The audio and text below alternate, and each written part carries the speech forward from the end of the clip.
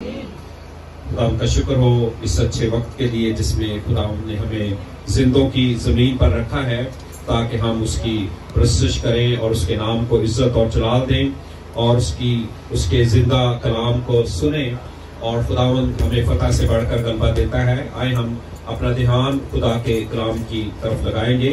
مقدس لوکا کی معرفت لکھی گئی انجیل، اس کا پہلا باب اور اس کی پہلی 9 آیات کلام مقدس میں سے پڑھیں۔ مقدس لوکا کی معرفت لکھی گئی انجیل اور اس کا 13 باب اور اس کی پہلی آیت سے 9 آیت تک خدا کا کلام ہم پڑھیں گے، اور آج کے کلام کا عنوان ہے پس توبہ کے موافق پھل لاؤ۔ آمین۔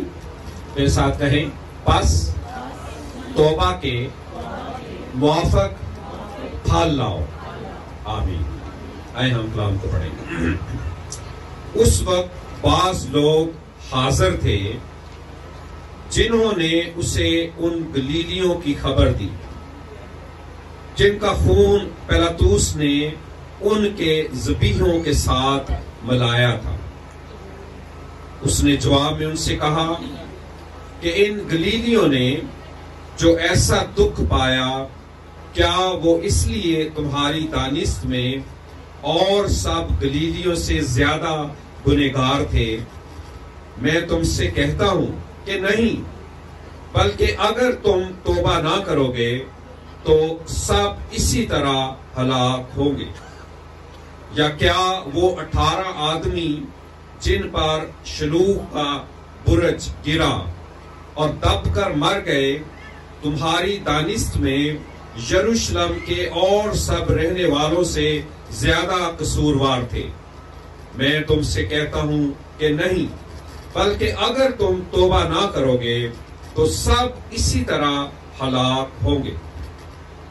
پھر اس نے یہ تمثیل کہی کہ کسی کے پاکستان میں ایک انجیر کا درخت لگا ہوا تھا۔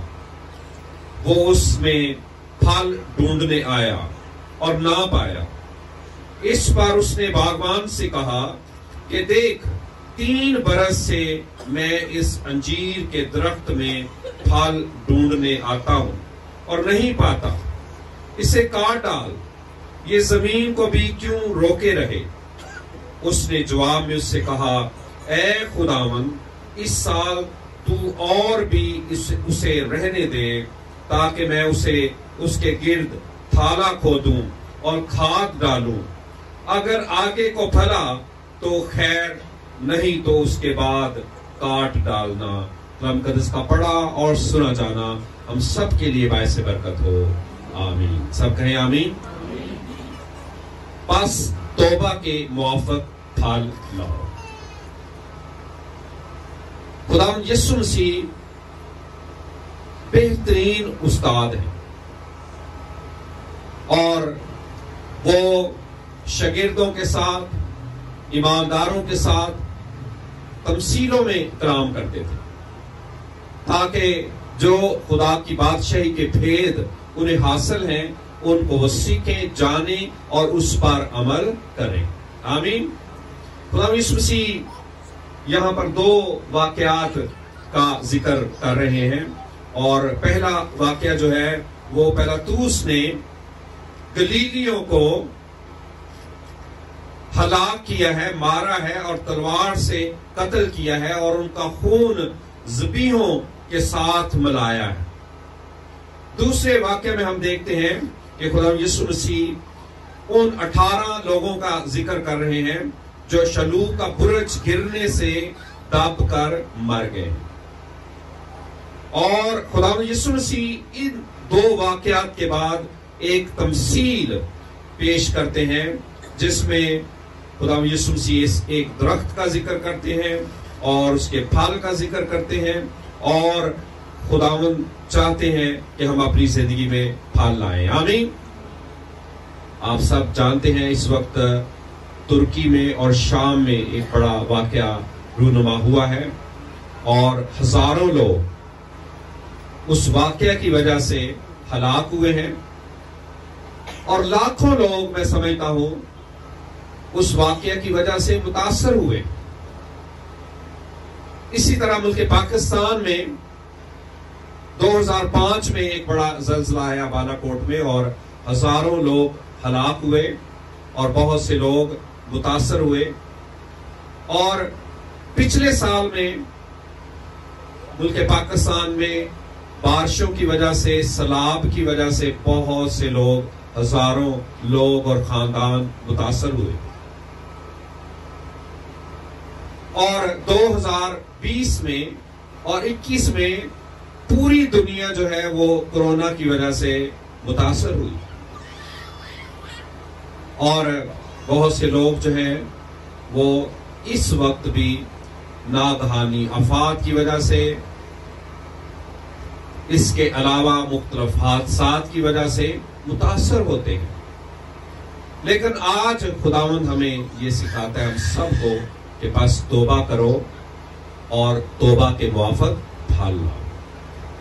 اور خداوند یسوع مسیح یہاں پر ان لوگوں کو جن کو پلاطوس نے ہلاک کیا ہے، مارا ہے، اور وہ گلیلی جو ہیں وہ یروشلم میں ہیکل میں قربانی کے لیے آئے تھے، لیکن پلاطوس نے ان کو ہلاک کیا اور جو وہ قربانی گزارنے آئے تھے ان کے لہو کو اس قربانی میں شامل کیا اور بڑا دکھ پایا ان گلیلیوں نے.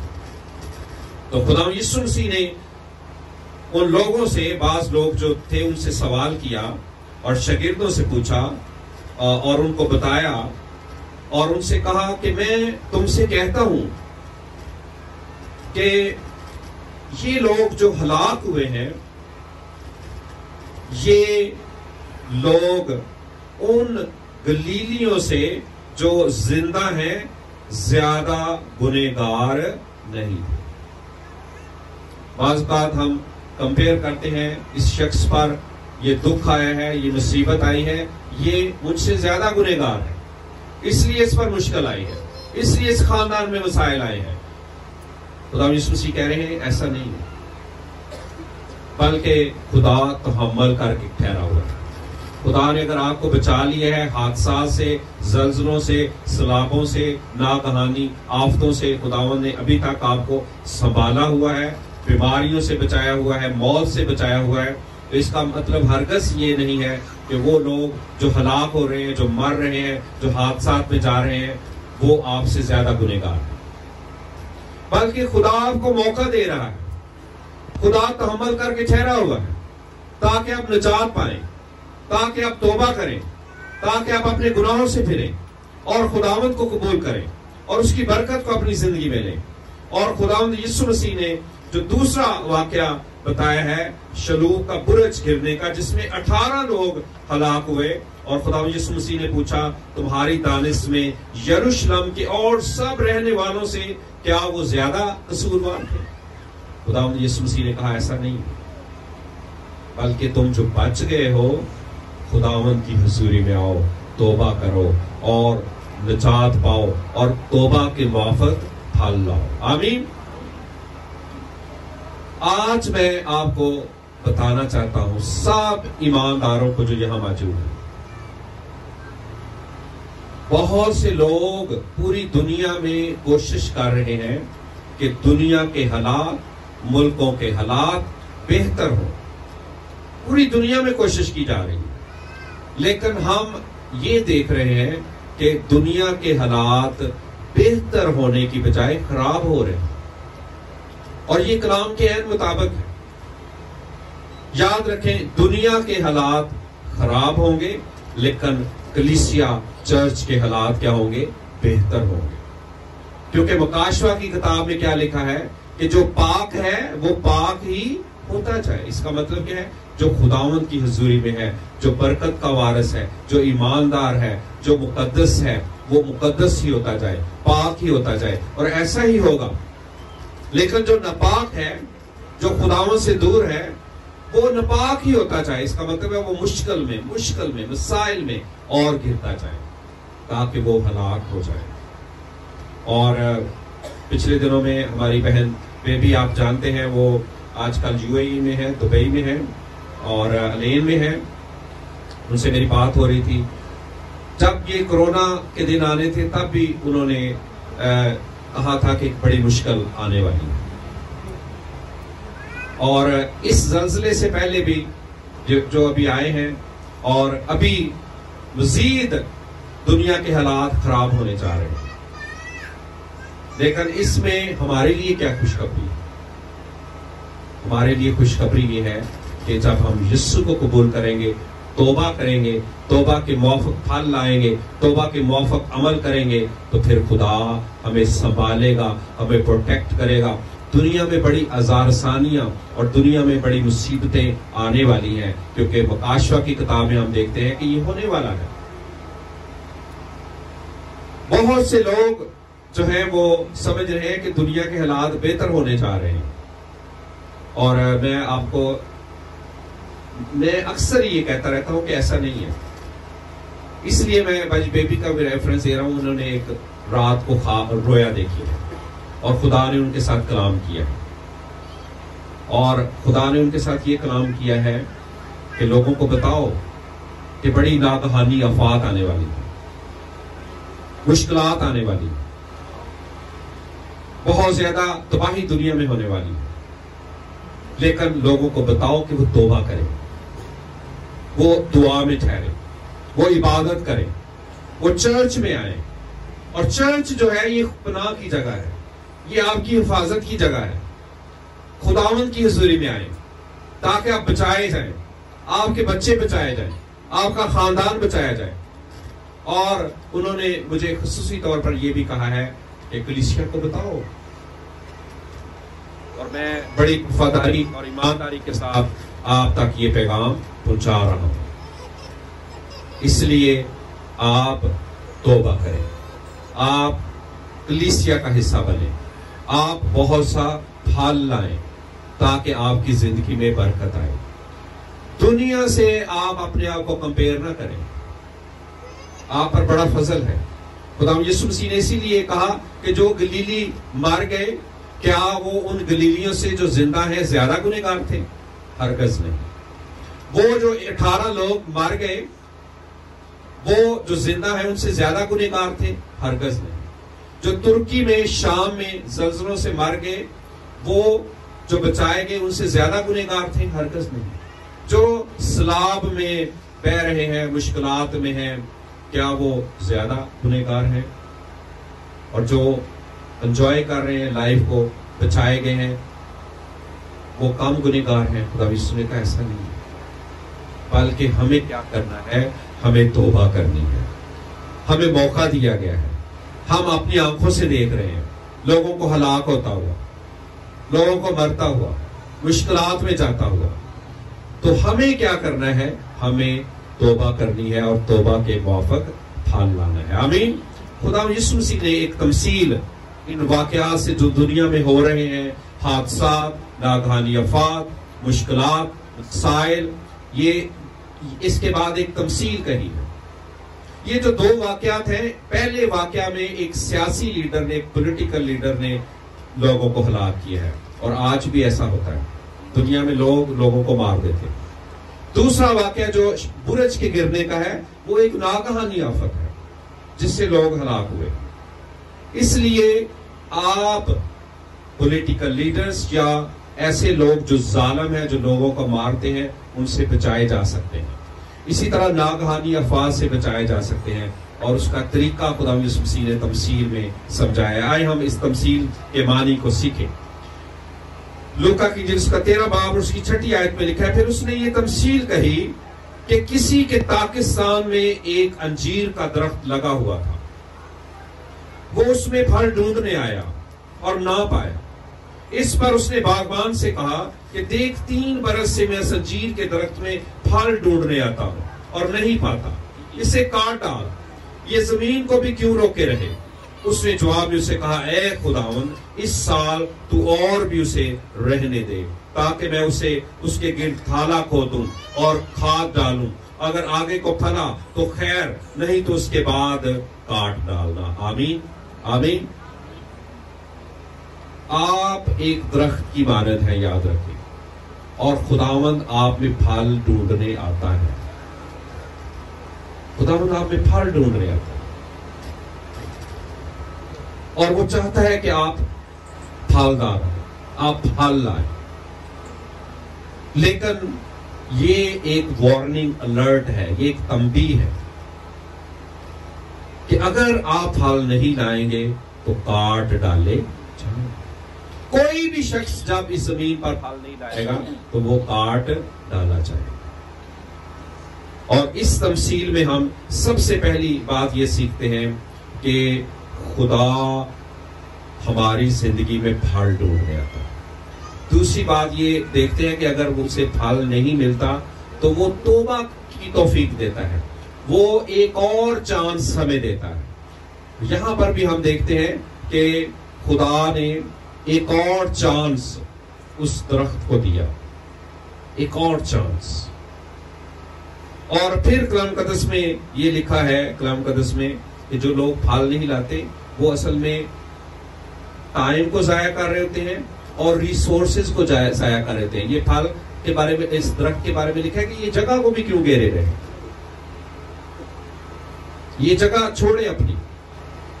اگر آپ نے کوئی ایسی جگہ پہ ہیں جس سے آپ پھل نہیں دے رہے تو خدا اس پوزیشن سے، اس عہدے سے، اس جگہ سے، اس جاب سے، اس بزنس سے، اس کاروبار سے، اس گھر سے آپ کو نکالے۔ یہ ایک بڑی وارننگ ہے اس وقت، پوری دنیا میں اس وقت وارننگ الرٹ ہے۔ میں آپ کو بتاؤں، پاکستان میں ایک بڑی وارننگ الرٹ ہے کہ یہ ملک دیوالیہ ہو رہا ہے، اس میں مہنگائی ہے، اس میں پیٹرول مہنگا ہو رہا ہے، اس میں چیزیں مہنگی ہو رہی ہیں۔ تو آپ اپنی آنکھوں سے دیکھ رہے ہیں یہ ہو رہا ہے۔ آپ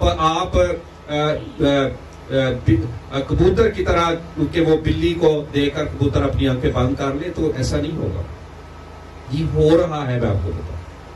لیکن آپ کے لیے کیا خوشخبری ہے، آپ خداوند کے گھر میں آئیں، پھل لائیں، محبت، خوشی، اطمینان، پرہیزگاری، تحمل، ایمانداری، نیکی، مہربانی، خداوند کے گھر میں آ کر جب آپ یہ کریں گے، زیادہ پھل لائیں گے تو پھر خداوند آپ کو برکت دے گا اور آپ اپنے گھر میں، اپنی جاب میں، اپنے بزنس میں قائم رہیں گے۔ آمین آمین۔ اس لیے یہ نہ سوچیں کہ مہنگائی کم ہو جائے گی، یہ نہیں ہوگا۔ کیا کریں؟ اگر مہنگائی زیادہ ہے تو آپ کیا کریں؟ محنت کریں، کام کریں، خدا سے آئیڈیاز مانگیں۔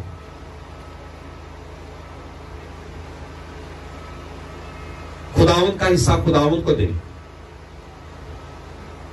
جو بجلی کے بل ہیں اس میں جو ٹیکس ہے وہ آپ کیسر کو دیتے ہیں، حکومت کو دیتے ہیں اصل میں۔ اگر وہ نہ دے تو آپ کا میٹر کٹ جائے گا۔ تو آپ سمجھتے ہیں کہ خداوند کا حصہ خداوند کو نہیں دیں گے تو پھر کچھ بھی نہیں ہوگا۔ خداوند پھل ڈھونڈنے آتا ہے آپ کی زندگی، پھل، وہ پھل تلاش کرتا ہے، پھل دیکھتا ہے۔ اور یہاں پر ایک بڑی اہم بات 9ویں آیت میں لکھی ہوئی ہے، لکھا ہے اگر آگے کو پھلا تو خیر، نہیں تو اس کے بعد کاٹ ڈالو۔ ایک چانس مل گیا لیکن فائنل چانس کے بعد موقع نہیں ہوتا، یاد رکھیں۔ اور یہ نہیں معلوم کہ کس کے پاس فائنل چانس ہے۔